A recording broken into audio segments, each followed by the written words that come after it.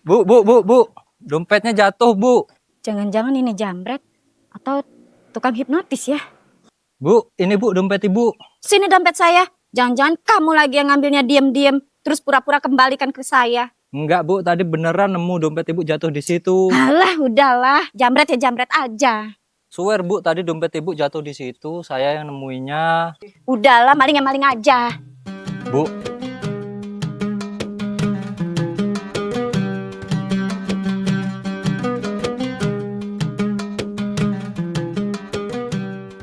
Assalamualaikum Ustadz. Waalaikumsalam warahmatullahi wabarakatuh. Ustadz, ini kan bulan puasa. Kebanyakan saya tuh banyak ngeluhnya karena nahan lapar, haus, itu kan. Ya. Rasa-rasanya nggak kuat. Apakah itu diperbolehkan Ustadz dalam berpuasa? Oke, jadi begini, puasa itu kan pada intinya kita menahan lapar dan haus dan hawa nafsu. Dari mulai fajar sampai terbenam matahari. Memang ujian orang berpuasa itu ya lapar dan haus. Iya. Maka dari itu kalau kita tidak kuat, kita harus menguatkan diri. Makanya puasa itu memang adalah ibadah yang masuk dalam rukun Islam. Bagi orang yang beriman, berpuasa itu bukanlah suatu hal yang berat. Maka dari itu, saudaraku putra, jika kamu merasa berat, maka pertahankan dan itulah ujiannya kita berpuasa. Kalau mudah, ya bukan berpuasa namanya, makan dan minum baik gitu. Makanya pertahankan karena itulah kita ujian kita sebagai orang yang nantinya akan mendapatkan derajat muttaqin, bertakwa. Derajat mutakin itu apa Ustadz? Oke. Jadi muttaqin itu adalah orang-orang yang bertakwa. Orang-orang yang bertakwa itu yakni orang yang menjalankan segala perintah Allah dan menjauhi segala larangannya.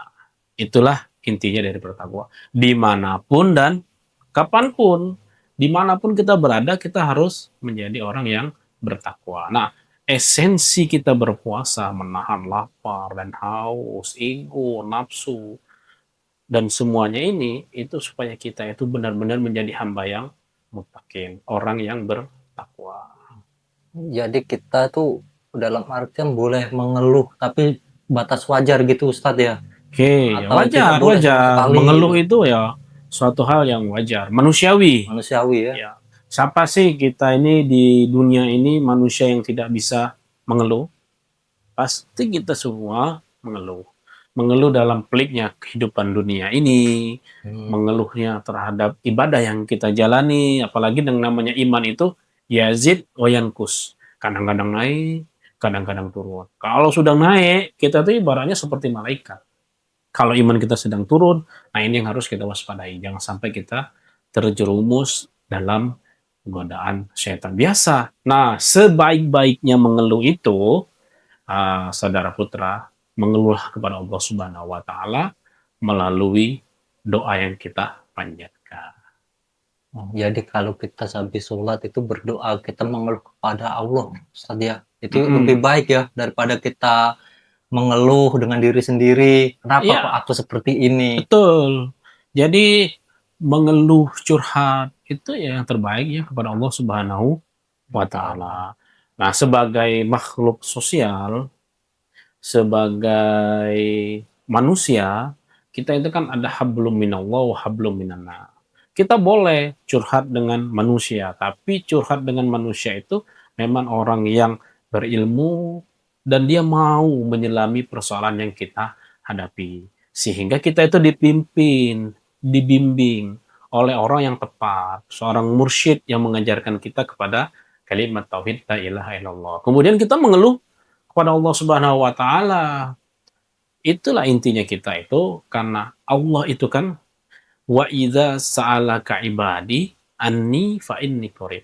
Wahai Muhammad, kata Allah Subhanahu wa Ta'ala, apabila ada hambaku yang bertanya tentang aku, kata Allah, fa inni qarib. Allah itu dekat. Allah sangat dekat. Maka berbisiklah pada Allah Subhanahu wa Ta'ala melalui sujud dalam sholat kita. Ya, saya tuh sering mendengar Allah itu lebih dekat dari apa itu urat nadi. Ya, saya bertanya dalam diri saya, kenapa kok kalau Allah lebih dekat dari urat nadi? Saya bisa sering salah jalan. Kenapa saya bisa menjadi orang-orang yang berandalan golongan kelam dulu kemarin-kemarin kan? Makanya saya bertanya kepada para ustadz. Saya datang ke sini ingin belajar mengaji kan. Kenapa kok diberikan jalan yang seperti itu, Ustadz? Baik. Eh, kita ini kan tidak bisa menghindari mana yang disebut dengan takdir kita. Jadi dalam kita rukun iman ini, kita harus meyakini itu bagian dari takdir kita. Khairihi wa syarrihi. Baik dan buruknya itu dari Allah Subhanahu wa Ta'ala. Tapi kalau kita sudah dituntun kepada jalan kebaikan, sudah diperlihatkan jalan kebaikan, maka kita tidak ada pilihan. Kita harus kembali kepada jalan yang kebaikan. Nah, yang tidak boleh itu, kita itu terjerumus dalam kemaksiatan. Nah, kalau kita sudah sadar, kita terjerumus dalam hal yang zalim, kemaksiatan, maka tugas kita itu untuk bertaubat kepada Allah Subhanahu wa Ta'ala. Tidak ada taubat yang ditolak oleh Allah Subhanahu wa Ta'ala. Pasti dikabulkan oleh Allah Subhanahu wa Ta'ala. Pasti diterima oleh Allah Subhanahu wa Ta'ala. Seperti yang dialami Mas Putra ini. Bergantunglah pada Allah Subhanahu wa Ta'ala. Taubatlah pada Allah Subhanahu wa Ta'ala. Jadi kemarin kan saya pernah mencoba untuk hijrah, tapi selalu teman-teman kan datang kembali lagi ke dunia kelam. Tapi rasa itu saya tidak nyaman, Ustadz, di dunia kelam itu. Terus saya kembali lagi, apakah Allah itu masih menerima orang yang seperti saya yang pergi dan kembali, pergi lagi, kembali lagi? Baik.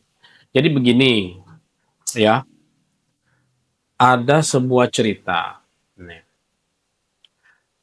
Ini hadis yang diriwayatkan langsung oleh Rasulullah SAW. Dulu Rasulullah bercerita, ada seorang pemuda. Pemuda ini bermaksiat. Apa dosanya itu? Bunuh wong. Astagfirullahaladzim. Bunuh wong. Nah, berapa orang yang dibunuhnya? 99 orang. Jadi membunuh orang dalam Islam itu adalah bagian daripada dosa besar. Ya. Katakanlah kita bermaksiat. Dan kita memang tidak terlepas dari dosa. Karena itulah manusia. Nah, orang ini dosanya itu sangat besar. Nah, karena dia ingin taubat, maka dia mencari seorang guru untuk bertanya. Bertanyalah dia dengan guru.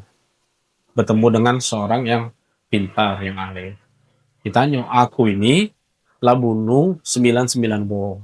Tapi aku ini pengen bertobat. Apa jawab orang yang alim tersebut? Dosamu tidak akan diampuni oleh Allah Subhanahu wa Ta'ala. Tidak ada maaf bagimu.